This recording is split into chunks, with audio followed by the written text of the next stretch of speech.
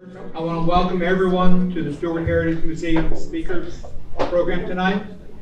I promised folks that we would all get out of here in time to go home and listen to, and participate, or not participate with, but listen to and judge how the debate goes this evening. So I am going to try and keep things moving forward. I have very little to share with you. That's a good thing. I do want to take just a moment, thank the residents of Stuart for approving our referendum to get a lease with the city of Stuart. Thank you very much. And all the board members who helped bring that about. While I've got the microphone for just a moment, Tish, I'm looking the wrong way. Tish is behind the scenes. She's the one. She's the one who gets our newsletter out on a regular basis. I want to thank her in front of everybody. Without her help, I'm afraid you guys get about half as many newsletters. Tonight, we're very fortunate to have Tom Weber from Stuart News, longtime editor, a fabulous resource on information still. We also have Jim Overton, who was the business manager at the newspaper for many years. And I'll come to you in a moment. The thing about any business, I don't know newspapers. Yeah, I'm an old undertaker. But you've got a business side and you've got a sales side. And neither one of them can be effective without the other. And between Jim and Tom, they were a driving force in making the Stuart News the paper that it was during our heydays. So, thank you. Thank you. Sandy. Sandy is a great friend of the museum, a fabulous historian, and an author with a new book coming out shortly. And very modest. I'm not going to try to entertain folks tonight. I'm going to leave it up to you all to share your stories. If you have questions, they will respond to them if they feel like it. But, let me turn it over to them. I am just so pleased that Tom and Jim are willing to do the program tonight. And I was worried when I realized it was the night of the debate. But we're just going to be talking. And I'm asking them first to tell about themselves. And then we'll get into the history and their involvement. And here we'll start with Jim. Well, first of all, this room is full of history. Jack Saylor's over here. Jack innkeeper already. In the 60s, Charlie Martin had a corner office in Jack's office, and that's where he designed Stuart Yacht Country Club. Right, Jack? Yeah. Came from Parkersburg, West Virginia, down here in '63. I was 29, so you can just do the math. What I am today, so yeah, really. So anyway, I came down here. Can I just tell them where I moved to down here? Everything. Anyway, I moved to Ed Miller's boathouse. People know that? It was on the North Fork of the St. Lucie River. It's where he kept oodles, a gigantic fishing boat. That's on the second floor. It was the Fuller Brush Estate was next door. But anyway, I was 2 days late for work because he was county commissioner and somebody had a problem with something he did, and they burnt the bridge. So I was 2 days late getting to work. I was the third salesperson at Stuart News. The two other people I got there $100 a week was commission. So that was a big deal back then. But I'll cover the rest of it after a while, okay?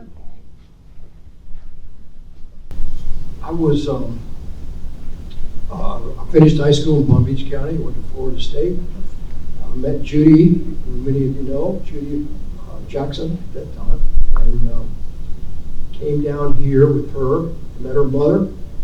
We weren't quite sure what we were going to do when we were in school, but her mom got sick, Fanny Jackson, who many of you know Fanny, and she was the head of the English department at the high school, and we needed to, she had ovarian cancer, and so we needed to stay, and so we got out of school, we settled in here. And this summer we got married, I needed a job. And I went into the Stuart News because my father had sent me. Keep the mic really close because we're old and a lot of us. Okay, excuse me. I don't know about old. You know. So where was I? I'm sorry. So I thought we came down here and I had to get a job, and I got a classified ad from editor and publisher from my dad. It said Stuart was looking for somebody.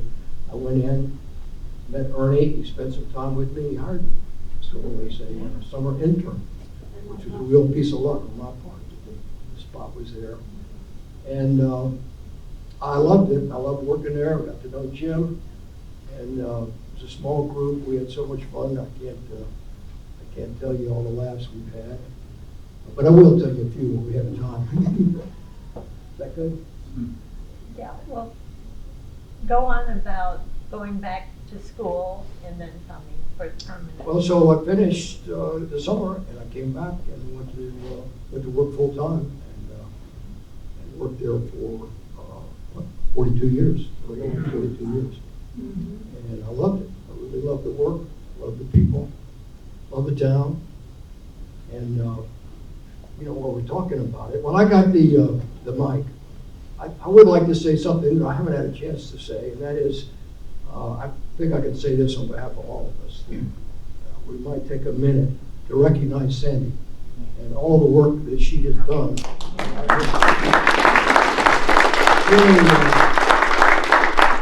We all appreciate it, but I think I can speak in this one case for generations to come. They're going to appreciate it. Yeah. You're going to be remembered. Okay. Jim, you got something you want to add? Well, about 4 pages. Better give it the mic. What about Ernie and his sense of humor and working for him? Yeah, well, the only thing is, he taught me the difference between business and editorial.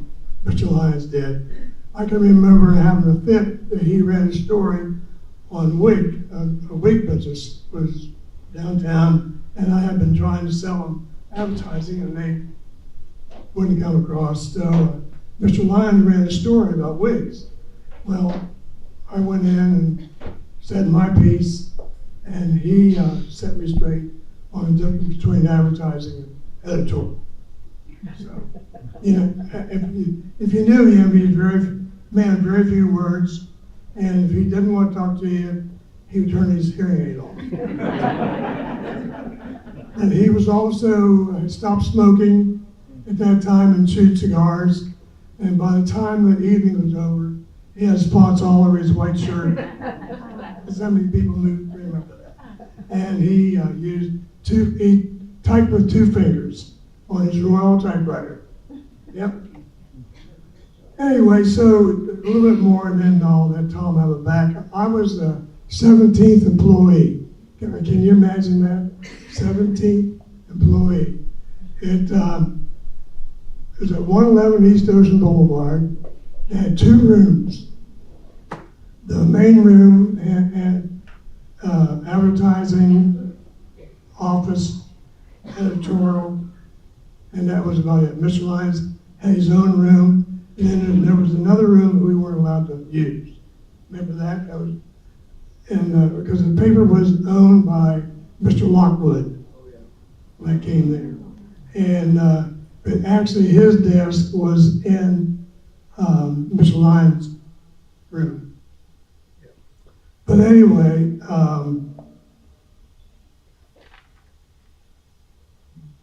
so the paper had about 3,000 circulation, if you can imagine that too, 3,000 to 4,000 circulation.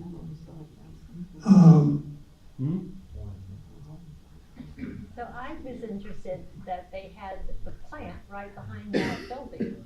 Not until, okay, we,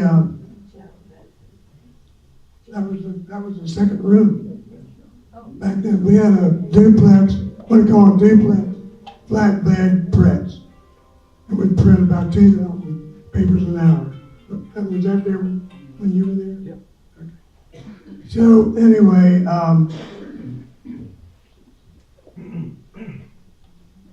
Gordon Lockwood owned a paper, and when Mr. Lockwood would come in, we didn't know exactly who we were going to have when he walked in the door. He liked his spirits. So came in one day, had an ice cream cone, and he didn't like what a reporter. And I'm going to be brief because Sandy told me to be nice. Anyway, so he had an ice cream cone. He didn't like what the reporter was doing, so he just jammed the ice cream cone on his copy. That was one thing. Another thing, he came in the other day, obviously didn't like what the reporter was doing, and knocked his typewriter on the floor. The third day, or the third time I was there, they involved me. He came in and told the ad man next to me, which was ad director, said, "You're fired. Jim, you're the ad manager." Now that meant I was ad manager of one person. Anyway, it seemed like the ad manager and the other ad manager prior to that one that day started a Sunday paper, and this ad man was helping, and that was his doing. So, and then for me, it just went on from there, and all that used to pick up some more. Well, when I got there, that publisher had some health problems, and I didn't see him. But his daughter worked at the plant, Mary Foster. And you might think publisher's daughter, and how does everything? I don't all work, but they just don't come any nicer than Mary, and any more able. She taught me how to do the darkroom work and all kinds of other things. Very. Which is a wonderful lady. Would you say that? Yeah. So she made up somewhat for her father, would you say? And she was a librarian. She was a librarian too. Jan was telling me. And Jan was there. Yep. And but in Ernie's case, he just the way Jim described. But every once in a while, now this is after those dark times, and when I was there, he'd come out of his office and he'd have something funny to say. He'd have a little story. He never really told a joke, but it was a story that would be funny or interesting, something that happened. And it didn't happen often, but he did it often enough that people really looked forward to it and are hoping he'd do it again.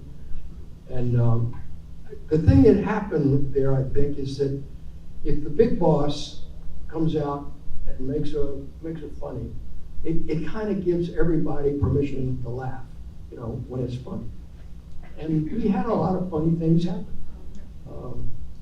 There was a period of time, I was a reporter at the beginning, very beginning reporter. And I was dealing with pastors of churches and having some trouble. It was the small churches that were a problem, and the pastors were incredibly competitive. They're got a small organization, they're really, just scraping by, and they need more parishioners. And they would call in and want a story. But I would have to ask them, what would the story be about? You need a guest speaker, a new whatever in the place, new hymnals. No, we just need a story. And that doesn't work, because what about all the other pastors? If you do that. And this one was really obnoxious. I'll say it's Pastor Brown. And he's chewing me out. and I got questioning my relationship with Jesus. And, on like that, and I mean, whatever. So we sign off. A few days later, the 3 or 4 of us there in the newsroom, and we're talking about the problem. And I said, "And that Pastor Brown, good grief! I mean, he is the most self-righteous, unctuous person that I've ever known." And about that time, Laura Stuckey, who ran the front office with 6 or 7 people, was right over a partition, and right in front of her was the front desk. She says over the partition, "Tom, the Reverend Brown's here to see you." So I'm boy, I'm going to have to take my medicine, and walk around the partition and deal. And so I get up and I walk around the corner, and they all burst out laughing. Laura Stuckey, of course, made it up, but taught me a lesson in the process. So that kind of funny stuff went on a lot, didn't it? And I remember you coming out of the office one day, and you had a regimental tie. And we all wore shirts and ties then. And as many of you remember those days, he has this regimental tie in 2 pieces. Here's the bottom half, here's the top half, still connected to his neck. Well, he was working with a big paper cutter that we had. And somehow his tie got flipped up there when he pushed on and cut it. But you were laughing. Yeah. So we had a lot of stories like that. Ed Miniger Jr. So I'm coming in here, I'm 22, just got out of school with Dick Grant, and we've been cutting up for 4 years, and we're in a serious place now. So I find out that the cutting up doesn't stop when you get out of school. And Ed Miniger Jr. was such a smart guy. We always had a funny quip. And I can remember sitting there trying to catch up. I wasn't quite sure what was serious and what was funny. And one day he says, it was down at Port Sinkhole. Sinkhole, I'm trying to learn all the towns, Port Salerno. Oh, golly. So he liked that so much. A few days later, he said, and you might need to go up to Port Sinkhole. Anyway, I had one of those after another. Jim? Well, mentioned Ed Miniger. I used to cover the local football games, take pictures locally, and Ed was our sports writer and other things. But I'd cover the local games Friday night, go in, develop the pictures, and then put them on his desk, and he would write the caption. And then also another lesson Mr. Lyons gave me. I just happened to be up around Vista Beach Boulevard, an airplane landed on Vista Beach Boulevard. So that was my chance. I took a picture of it, and Mr. Lyons said, "Well, Jim, you write the caption." So, I wrote like a 4 or 5 line caption. Now the wind was just right and all that. When it came out in the paper, it was 2 lines. Aircraft does virtually anything. Just at Beach Boulevard. So many times, he was so sincere, and you really had to know him. And if you run for office, you had to come in and meet Mr. Lyons. I mean, we met governors every 4 years, and it was just interesting. Then talk about Laura Stuckey. Laura probably ran the Stuart News. When I went there, she had a what you call a Boston ledger system. Some of y'all know what the Boston ledger system is. There was a book so thick, about that big, and all of our accounts was in that book. So I can jump ahead here a little bit. We owned 3 houses, eventually 3 houses, on the street next door. The first house, Stevie Hodap, no Stevie, okay? She ran our borough's accounting. We had her in that building. Then the second building was circulation, third building was a conference room, and I had an office in there and secretary. But we had, I'm really jumping ahead here, but we bought the building next door, which was a title building. Knocked a hole in the wall, and the office moved over there in that building. Also, next to the building on East Ocean was a parking lot held by 8 cars. Tom designed an editorial office for that space. It was in 1975. Thank you, 1975. Jackie Odette built that, I'm pretty sure. But anyway, we had a rotunda into the dark room, which was really cool. And Tom ran carpet up halfway up the wall. So we couldn't hear me. So, you know, I mean, we were a family in there, you know? And one weekend we even came in and painted the office, you know? So, then the circulation was all gray, everything else I'm sorry, composer room was all gray. So they wanted to do something too. So I said, we have that, we'll buy the paint. So they painted the light color and did a wave through the, remember that? Yep.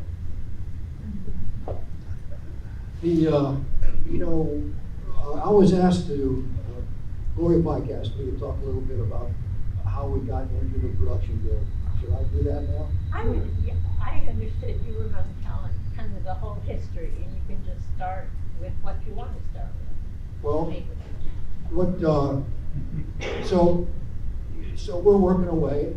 I think one really important thing that happened that I hope Jim talks about is going daily, which Jim really made that happen. Microphone a little closer.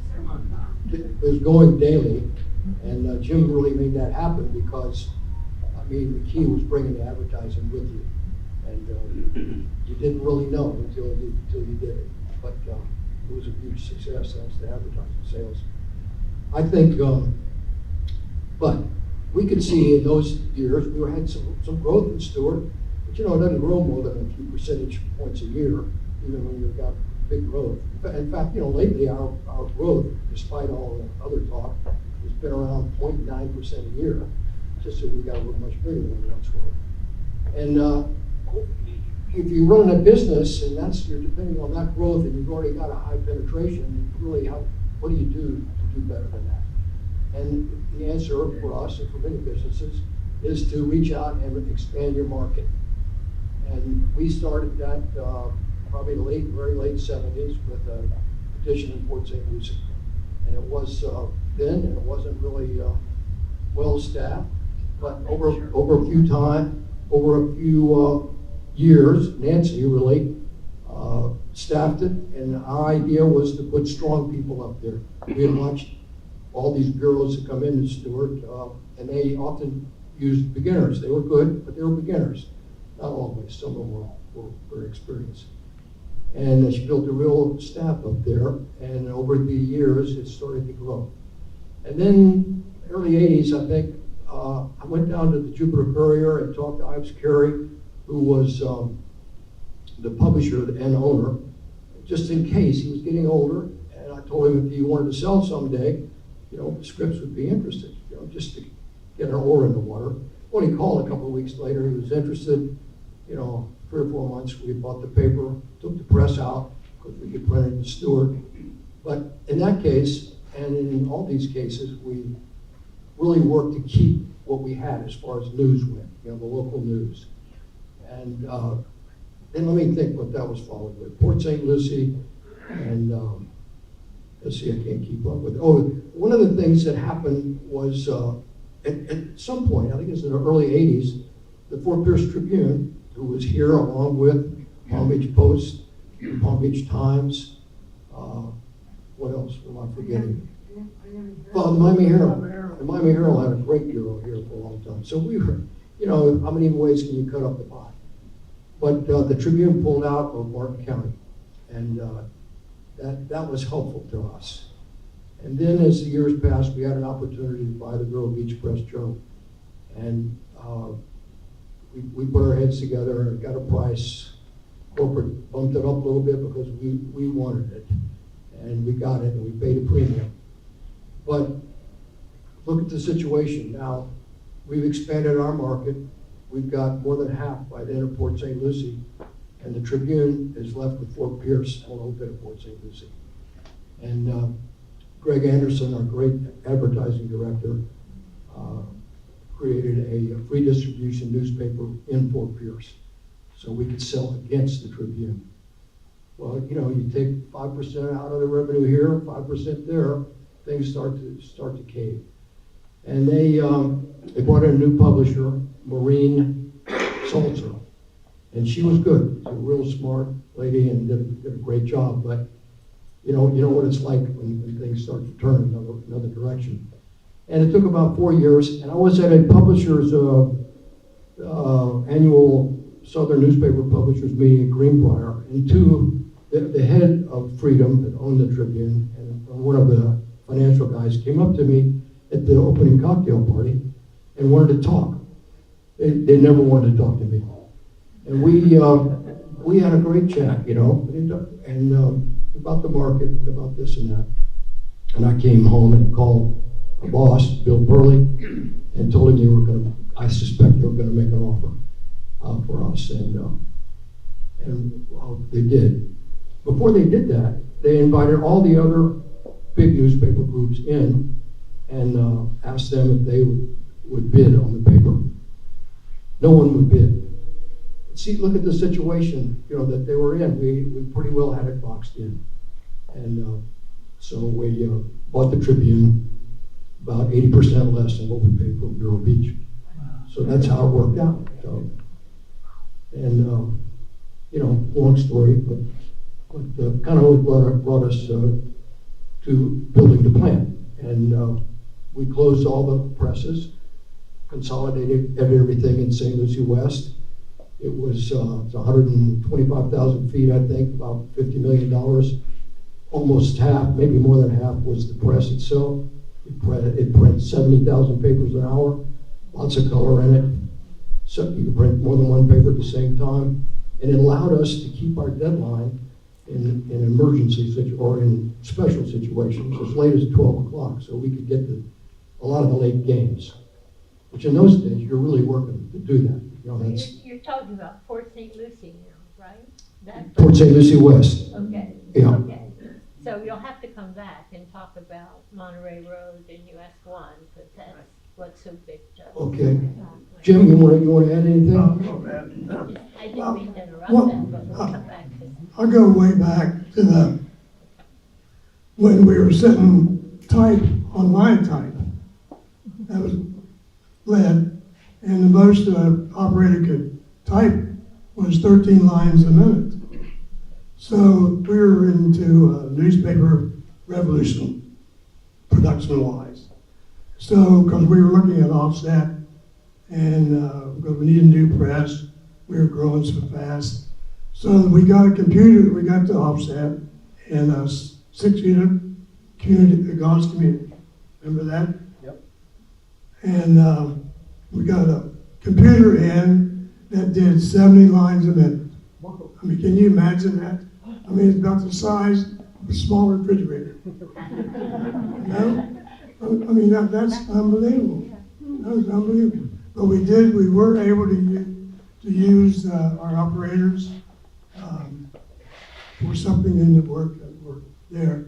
And then Tom mentions Jupiter, and some of that is a sour note with me, the courier. I was put in charge of the business side of the courier at the time, and Scripps Howard told me to eliminate the press and conversion room, which were 12 people. Well, Jim Crawford sold commercial printing for us, and we were very successful. Matter of fact, we were second to Evansville as far as volume in commercial printing. So we had budgeted Stuart News to almost $1 million that year. And so we came up with a plan where we could save the composing room, do commercial printing there, and save the 12 jobs. Well, that's when I realized that, I was working for a big company because they refused it. And we were able to absorb a couple of the operators in the Stuart News, and we had to let 10 go. So that was hard. The Jupiter Courier just had to close down. The office didn't close, but the composer room did. Anyway, we bought the Loose Flower Farm, we being Stuart News. Loose Flower Farm, we paid $895,000. It's located on the corner of Monterey and US 1, and had the FCC tracks in the back. So the reason I encouraged buying that was because of the rail siding, and because we put in a rail siding and bring newsprint in that way. So we built that, and I think it was Green Associates was the architect. You remember that? Remember, you're talking about just the production plant. Well, the whole office down there. Oh, that was Collier, from Colorado. Okay. Anyway, I had recommended maybe we put in a daycare center. Well, Scripps Howard didn't like that, so needless to say that didn't happen.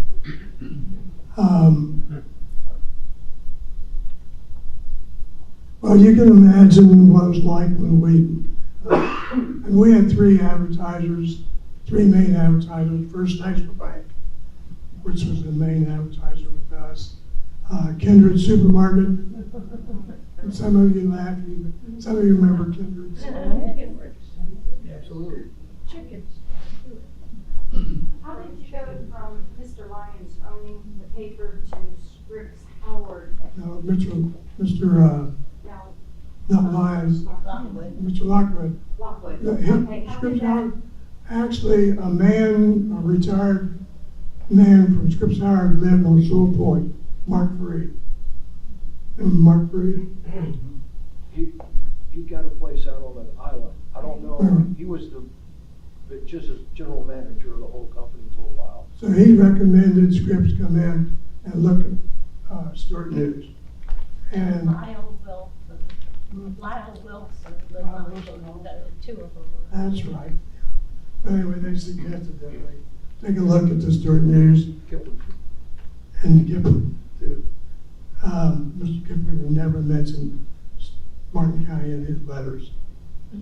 But anyway, the rumor is they paid $350,000 for it.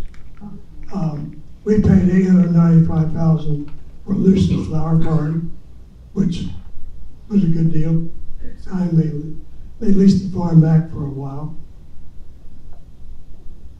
So, that's about all I have right now. Let me think here. I want to mention a couple of people, if I can.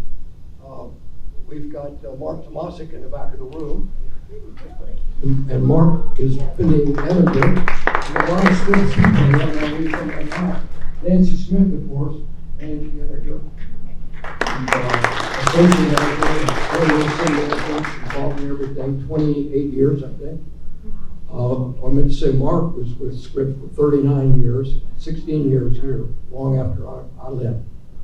And we got Dennis Jacobs over here, who was in sports for many years, and he is a stone expert in sports and was a great help for us. High school sports often gets short shift, and yet, what are people in a small town really interested in when it comes to sports? And he just did a marvelous job. And just for the example is, we had a coach, you all remember Don Wallen? Yeah. I mean, an incredible basketball coach. And he and Dennis were like that. And Dennis followed them through all of their adventures. They got the state title from Stuart 3 times. And Dennis really made us proud because he gave them the coverage they deserved, and a lot of other sports too. I didn't know Jan Vogt was going to be here, but she was a star for a long time. and covered a lot of things, actually, though I think you'll probably be known best for outdoors. Yeah. Is that right? Yeah. Did you have a good time at the Stuart News? I did. I loved it. I loved it. It's my first job in journalism. It was priceless. I can sit here and remember everything. Well, you did a wonderful job. Thank you. If I got somebody else from scripts that I'm leaving out, it's here. Mike Johnson. Mike Johnson. Where is Mike? Oh, we moved back there. He's Mike here. Johnson. And, He's so young, it was is he here? That's all right. He comes back in.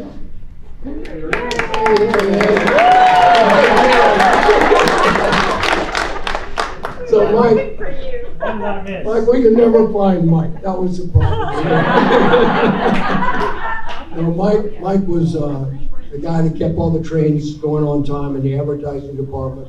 There's a number of advertising directors depended completely on him. We all depended on him, and he was a lot of fun to work with.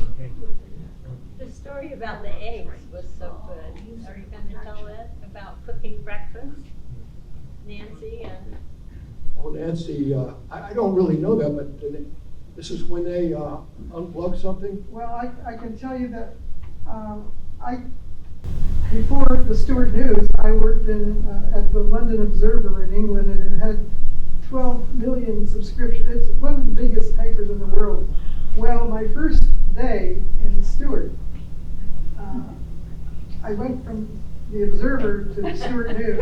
And, you know, I went in there, and the first person I ran into was Mary Foster.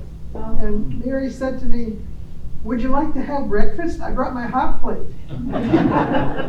And that was, you know, funny enough as it was, but she plugged it in and blew out the presses. Your first day? My first day was my introduction to She was always in the lunchroom. She was the coffee pot. Also, my niece is here, Shannon Sands. And Shannon went to the University of Florida and studied journalism and communications and went on and got her master's degree. But the reason I bring it up, her thesis was a study of the first year of the Stuart Times, which is, we generally consider that was the beginning. And in that, she examined each edition for 12 months. And it started in 13, in April, I think, and went through May of 14. And she found some interesting things about how you do a successful paper. Will Hawley Stevens was the editor and owner, and he relentlessly promoted himself and his paper. But he also worked really hard on a cause that they developed there to become a municipality, for Stuart to be a municipality. And it was a battle to get enough votes and get everybody on board, though most were on board. I know she points out some people who were afraid that it wouldn't stay dry if it was a city, you know, that they would bring a bar in, but they took care of that. Anyway, he just wrote about that the whole time. And in all that, at the end of the year, he had a pretty good circulation. Maybe 600 papers. I think he claimed 800 papers. And it was about 500 or 600 papers lived in the census in the area. But he made it work, which it wouldn't necessarily work because she found a few years earlier, I didn't know this until she pointed it out years ago, that there was another paper here. It started in 1904, and it was started, it went for 8 months. And it was named the Enterprise, though later you interviewed some people or read something where family members said the name of it was the Eagle, so whatever. 8 months didn't make it.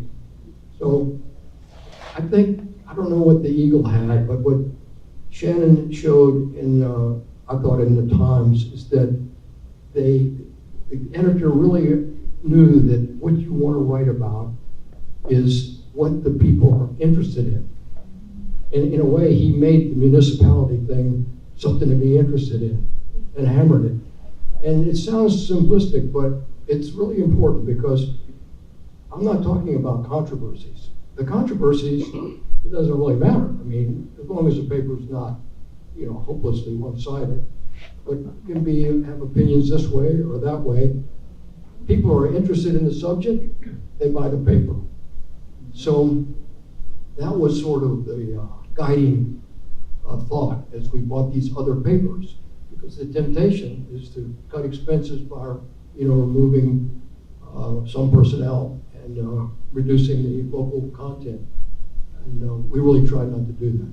We had some years it didn't work as well as others, but mostly it did. Don't you think, Nancy? I'm thinking that he had a cause, and your causes. Could you mention some of the causes you felt like the paper succeeded? Well, it's environmental causes, going back to Ernie, way back. But I don't think anybody's happy about that. The river is worse than ever. They won't come to grips with the pollution that goes into the north end of Lake Okeechobee, or some of the pollution here. And it vexed him. He won an award from the Meeman Foundation for writing a series of articles about the Corps of Engineers, which was the enemy at that time because of the indiscriminate drainage they were doing. And he called them the river killers. And that name has been picked up by others. A man named Hooverman wrote a book about it and asked Ernie if he could use that name, and he did. But he talked to me one time about a period of time when, I think it was 49, after one of those huge rains, and the lake was full. They had to bring it down. And I've got all the reports from the flood control district. And for 8 or 9 months, 4,500, 4,700 cubic feet a second was going through the St. Lucie locks. And during that time, it filled up the South Fork with silt. Today, over the Palm City Bridge, and when the tide's low, you see that was all about 12 feet deep, before that happened. So, and he wrote about that, all of that extensively, and in his column, he did some really poignant pieces on it. But of course, if he was here today, he would not feel like we really succeeded in this area. But buying land and building bridges, you had a lot of causes during your era. Well, let's see, I don't know, what else we... Said there are beaches. Scotty Fletcher. Oh yeah, the beaches, Jan points out, the beaches that they bought over on the island. We've got a whole series, Scotty Fletcher, Mrs. Forrest, and it's amazing, isn't it? They're there now, people use them, I use them, my grandkids use them. It's a wonderful thing. I don't know, there have been so many Don't causes. forget about the schools. You remember they built all those schools because The bond issues? the bond issue that everybody said nobody would vote for. Yeah, we- Kind of roll off to That's right. Well, I think we had an influence, and one of the things I think we found over the years, we'd interviewed candidates who were running, and it was always, I think Nancy and I talked about this, Mark and I have talked about it, that the candidate that is generally the best is the one with experience. And the ones that come in with, they want to do this and that, make some complaints or whatever, but don't have any experience, they act like people that don't have experience, when they go into office. And it's hard on the staff. Some of the things that they think they're going to do, they haven't really got enough information. There's nothing wrong with them, but they don't have the experience. And we see that happen again and again. And we've not always, but and we keep an open mind. But I think that would be an area where we did some help, that we would pick the right person to recommend, and sometimes it would help them. But often it wouldn't. People make up their own minds. How about talking about the talent they had for a small paper like Joe Noble? Oh, yeah. There wasn't a paper in the country had. Yeah, we were proud of our staff, and Joe Noble, I think, I suspect most of the people who've been here had some kind of experience with Joe.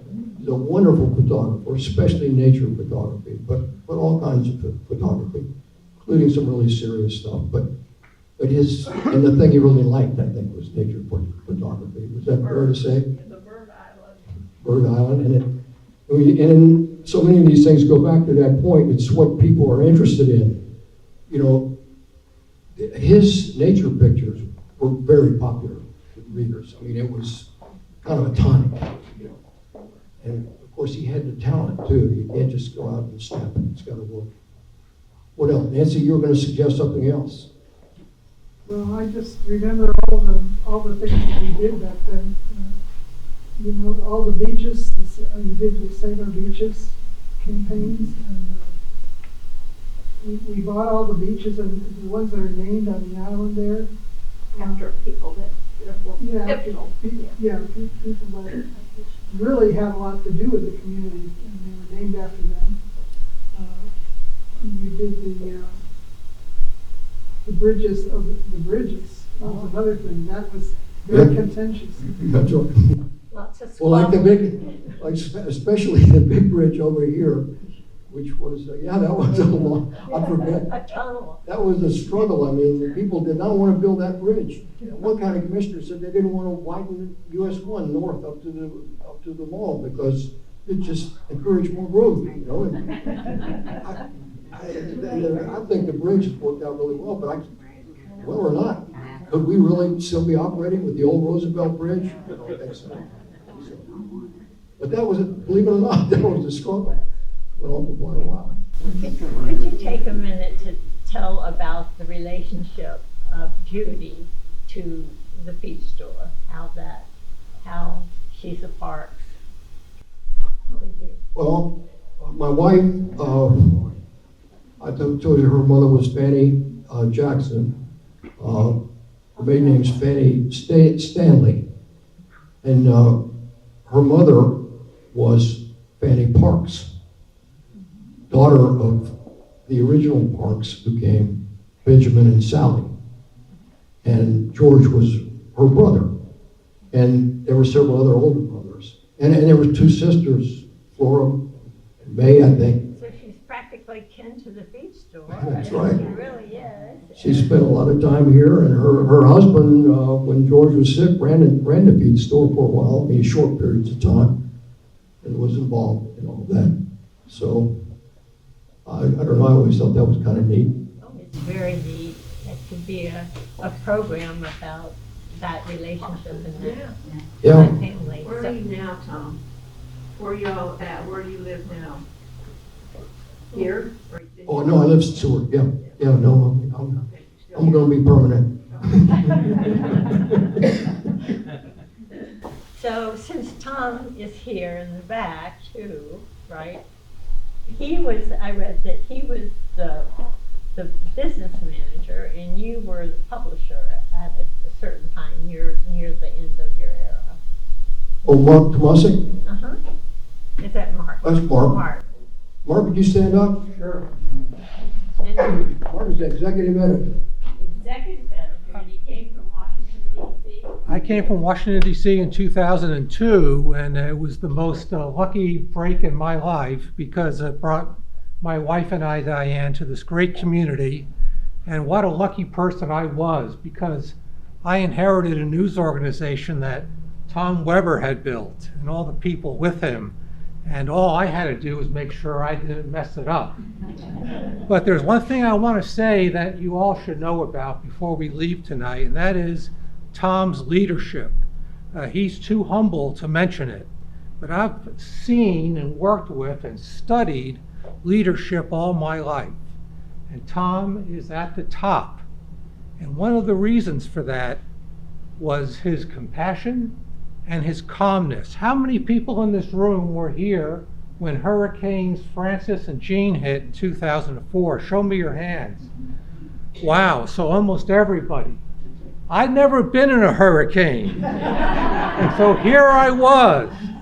And when it finally dawned on me what was about to happen, I have to tell you, I was scared. And I didn't know what the heck we were going to do. And here I am, I'm the executive editor.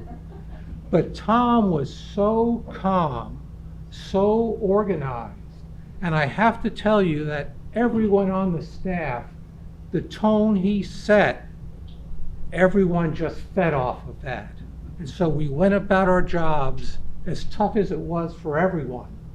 And one of the greatest sights of my life was, after the 2 storms have finally left, I'm there in the Stuart News building there on Federal, near Monterey, and the only thing that was working was the lobby. We had one phone hookup in there. I really never thought we would see that building operate again. But Tom put together a plan to put that whole facility back better than ever. One last thing I'll tell you, and it's a credit to Tom, to Nancy, and to all the people who built this gym, all the people who built the Stuart News. One of the greatest sights of my life was after the second hurricane, Hurricane Jean, and we're standing there amid the rubble in the lobby of the Stuart News. And I'm looking out the front door, and here comes one car after another off of Federal Highway coming through that beautiful entrance to the Stuart News. It was like a procession, one car after another. And people got out and they came to the door and they said, "Do you have a newspaper I can buy?"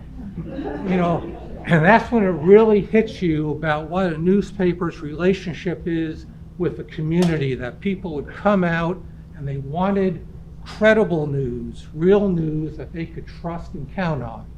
And that's a credit to Tom Weber, Jim Overton, and all the people, Ernie Lyons, all the people who built that organization. So, Thank you, Mark. Thanks very much.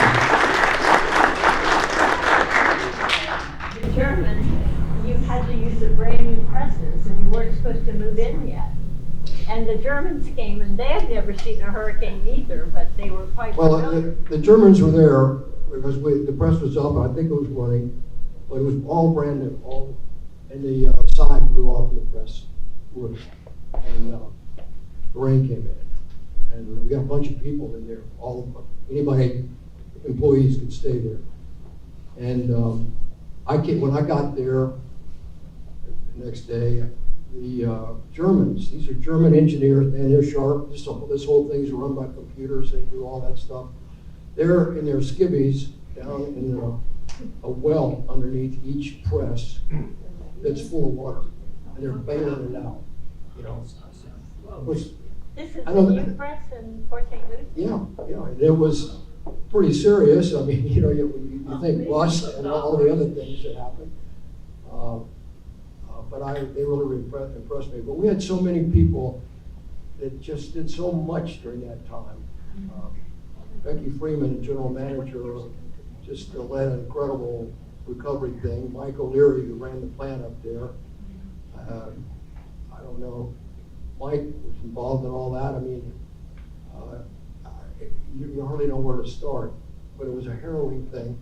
The roof blew off of part of our plant on Federal that had the computers. So Becky Freeman's staying in the old part of the plant, no windows there. And this happens, and she comes up, and the water's pouring through. The power's still on somehow. Sparks are flying.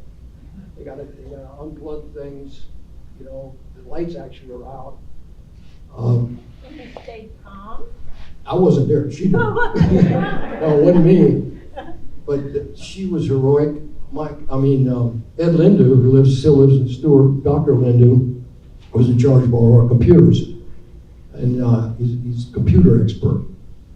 And somehow he and his gang put that back together to a degree where they could take it up to the plant in Port St. Lucie, which had that terrible problem, but the whole place wasn't messed up. And found a room in the center and in the second story. And they wired all this together, and the result was that we could work all 3 papers, and we had it printed in Naples for a while. And then we got it going again. It took a long time to get the thing fixed. I think Alindu is a professor. He's teaching now. And he's actually a professor. And I'm on the second floor of the plant, And I looked down, I'm near, in front of that room where they were trying to put some computers together. And I looked down on the floor, and there's Ed running a forklift with a pile of computer stuff, you know, on the floor. That is not Ed that you think of, Mike. Right. But, and he gets, you know, he wanted to do it because if anything got jostled wrong, it would screw it up. And then I'm talking to him, and he's got a terrible limp. And so I know all this, he had hurt his leg. You know, he just had a story like that after another. We had the one I think about is this woman, single mother, a little girl, a roof blows off her house, or a lot of it does. She's strapped in the bedroom with her daughter, rain's coming down all night long, the wind's whistling. They think the roof's gonna come off completely at any minute. You know, it was tough, but it's heartwarming. You see how people come to the fore when that happens, and we got back into business, which happened to many other businesses, and I know all of you had your own issues during that time. Did you miss a paper? Yeah, I think, I don't know if we actually missed one. I think we printed a couple and delivered them late. Oh, But we had the same experience. A day or two later, we started delivering, and people loved it. They really liked to see it. I remember we did that combined edition, the Treasure Coast. It was a funky masthead for a little while, the Treasure Coast News or something that we distributed everywhere to the degree we could. Yeah, that's right, Mike. Yeah, we had a one. In that case, it wasn't just the news for that every community. Right. But they were still glad to get it, I think. They were.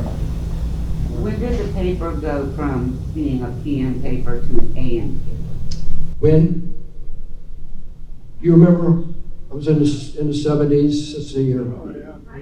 Early 70s, maybe. That was about 1974, 1975, when we moved into the back, the composing room, the editorial, that's Yeah. when we changed.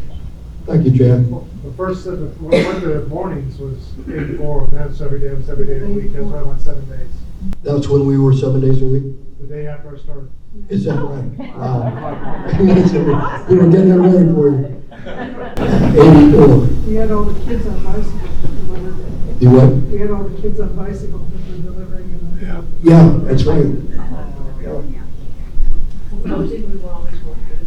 I'd have a circulation contest, and the kid that sold 10 subscriptions, I would give him a bicycle. And at Western Auto, I could buy a bike for $50. So that was interesting. Just a side note before we close here, this was education for me. I got a phone call on Friday from Scripps Howard, and they wanted me to take over the Hollywood Sun-Dallas. And, I'd been Stuart for over 17 years. Well, why would I go down there? So I said, well, let me have the weekend. So I called them back, and they weren't happy. And that's when I learned that I was working for Scripps Howard and not the Stuart News. And because they don't think about moving people around. And although Hollywood Settler had a new building and everything, but I sure didn't want to go. But on the sidebar, when I was at the fairgrounds, I got a call from Charles Scripps, and he wanted to know if I'd be interested in running his 5 weeklies in New Hampshire. Well, I was driving a Corvette, and all I could see were chains on that Corvette. So, that wasn't it.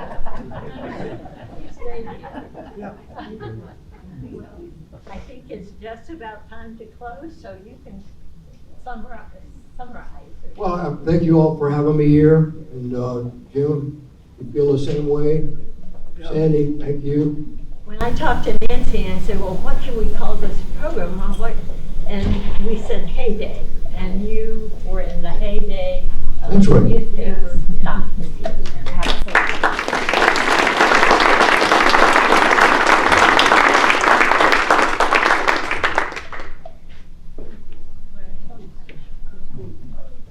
Jim, y'all went through so many transitions within this paper. And I've experienced going through a couple transitions in my own business. It's always a challenge, but obviously you all had the temperament to pull together as a unit and to be successful. So thank you for all the effort you put into the Stuart News and Scripps and everyone else who's had a part of it.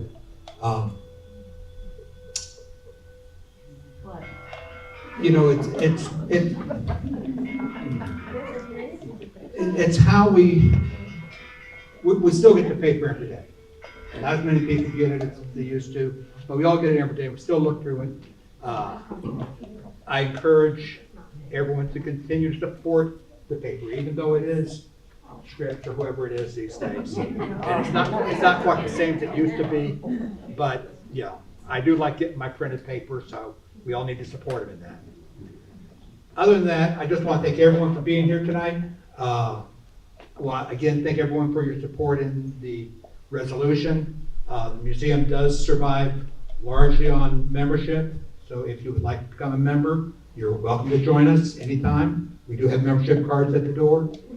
And I promise you all will be out time to go see the debate. We've lived up to that promise today. Thank you.